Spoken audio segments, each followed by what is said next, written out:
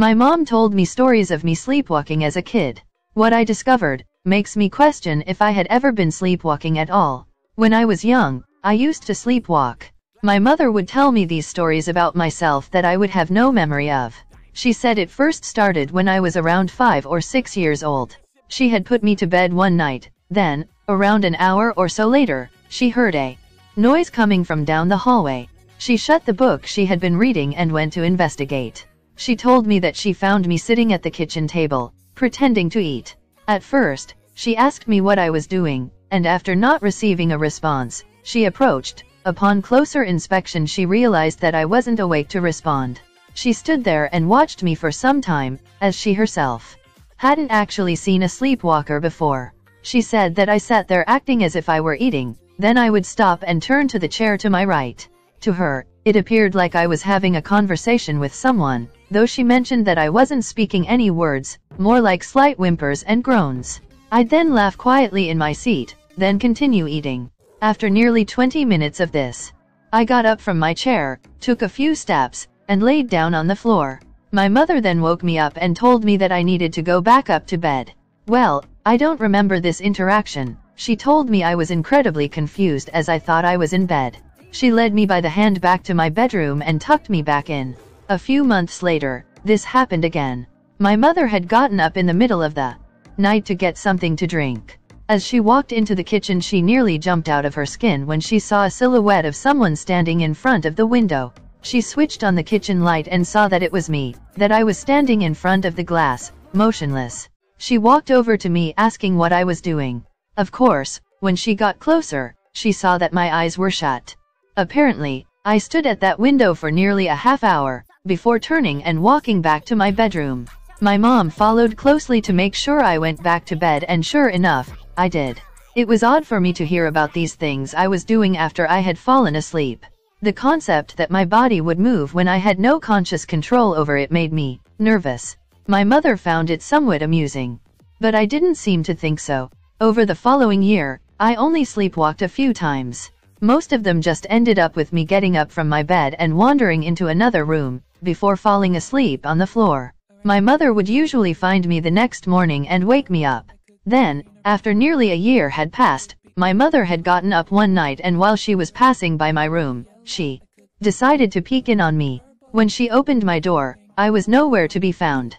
She wandered around the entire house but couldn't find me in any of the rooms. Then, as she was walking through the living room, something out of the corner of her eye caught her attention. She saw the vague outline of someone standing outside underneath one of the street lamps. As she turned to get a better look, she quickly realized it was me. She threw open the door and dashed outside. I was apparently standing in the center of the road, all by myself. Luckily, our street was on a dead end and didn't see very much traffic after 9 p.m. She called out my name as she ran towards me, but I didn't seem to react at all. As she slowed her approach, she saw that I was gesturing with my arms, as if I were having a conversation with someone. She walked up to me and grabbed my wrist. When she did this, I apparently began to freak out. I started to shout and fight against her, as if she were some sort of beast attempting to devour me. A minute or two later, I had woken up and snapped out of my frenzy. When I came to, I asked my mother where I was, and she calmly explained that I had walked outside while I was sleeping. I apologized to her, and she led me back inside. The months that followed, I would sleepwalk almost every other night. It had gotten so bad that my mom had taken me to a few mental health professionals. Each of them told my mother that sleepwalking is quite common in children, and that I should eventually grow out of it. They just gave her a list of things to be aware of if she finds me sleepwalking again, such as not waking me up in the middle of it, or gently coaxing me back to bed, etc. These explanations didn't really put my mother at ease. She wanted something a bit more concrete. So, she kept searching until she came across a therapist who specialized in sleep disorders. It's such a bizarre part of my life that I barely remember it. All the evidence I've had that I used to sleepwalk all seemed to come from my mother telling me such. I apparently spoke with this doctor numerous times and visited him at least twice a week for 3 months straight. Then, one day my mother stopped taking me to see him, and according to her, I hadn't had a sleepwalking episode since. Nearly 15 years has passed since then, and it all just seemed more like a dream than a memory. as if it happened to somebody else, and I had just heard about it. Of course, I believed my mom. I doubt she would make up something like that. It just never really clicked that I had this problem when I was younger. That was until I was helping my mom clean out some of her things out of her basement. She was going through all her storage and was getting rid of a bunch of old stuff. While I was pulling out boxes out of the rafters, something clattered to the floor. It was a thick manila file folder that hit the ground with a thud. Hoping I didn't break anything of importance, I stopped what I was doing and picked up the folder. After glancing at it, I noticed on the front that it had my name on it with some dates. I looked around to make sure my mom wasn't nearby, and I took the folder into the back of my pants. After finishing up, I told her I'd talk to her later, and I headed back home to my house.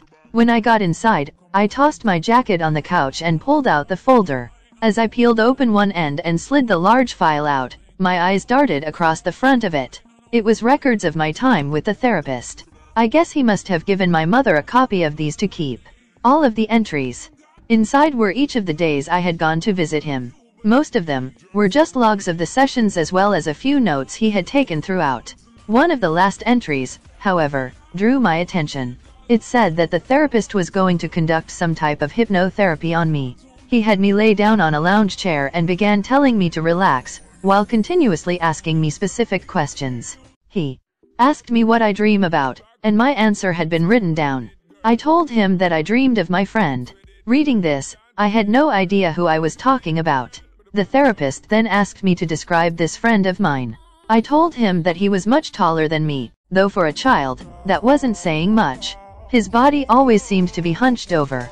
He had long black hair that fell down to his shoulders. His arms were extremely long, like two snakes attached to the shoulders. Each of his fingers came to a point like sharpened knives. The therapist asked me to tell him what his face looked like, and apparently, I struggled to describe it. I told him that his face was blurry, like it was covered in TV static. When the therapist pressed further, apparently, I sat up in the chair, still asleep, and told the therapist to look at him for himself. I then pointed behind the therapist, and when he turned, he saw nobody there. He jotted down some notes and then asked me what my friend wanted. I told him that he wants to take me somewhere far away, so we can both play together, forever. He made another note, then through a series of careful statements, he rid my mind of negative dreams. Well, that's what he wrote down anyway. Since that day, I have slept peacefully without any more sleepwalking incidents. All those memories I had from the early years of my life seemed hazy, and I've nearly forgotten about them all. Despite not knowing anything about those statements I made, I couldn't help but feel a bit of familiarity with the description of this friend of mine. As I closed the file, I sighed, thinking about all the things I had said in the notes. I looked at the clock, which read 10:23 p.m. As I stood up from my chair, I saw something out of the corner of my eye. I turned and looked at my window. For the briefest of seconds, I thought I had spied someone standing outside. Someone looking at me, someone tall with long arms, with long black hair. Someone with a blurry face. I blinked my eyes, and when I opened them again, it was gone. I wanted to rationalize that what I had just seen was just a product of reading these files, that my tired mind had simply conjured this hallucination. But for some reason, I can't seem to shake this feeling, that those weren't simply dreams I had been experiencing when I was a kid, that they were something much more than dreams. Something much more sinister. I can feel my eyelids starting to become heavier by the minute, and for the first time,